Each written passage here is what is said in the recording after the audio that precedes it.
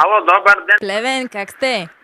О, здравейте, аз съм също момче, където ви се обаждах вчера, сега преди малко си дойдох от работа и ви с голямо удоволствие пускам вашето радио да ви слушам. Тази песничка, където я пуснах и преди малко, е много хубава. Радвам се, че ти харесва, само че искам да се разберем с теб за едно нещо. Да? Да не ме наричаш госпожо, аз се казвам Крис.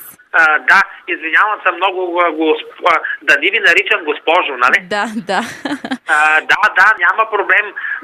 Вие как се казвате? Криси, с Х. С къс. С К, Криси, да. Аз понеже чувам тук по радиото, нали, но в момента така малко бързам и аз. Сега преди малко си дойдох, госпожо, пак така, Криси, сега преди малко си дойдох от работа и с голямо удоволствие слушам вашето радио, много хубави песнички пускате. Искам да ми пуснете една много хубава песничка, така в момента не мога да се сета, по ваш избор, няма проблем. Да, няма никакъв проблем. Може ли, примерно, да кажете така по радиото специален поздрав за Валя Петрова от София, от Петю Петров, град Плевен. Сега пък София, добре, ти ги сменяш. Да, защото тя сестра ми си живее в София. Това сестра ти ли е? Да, това е сестра ми, ние по принцип Кристи сни двама братя близнаци.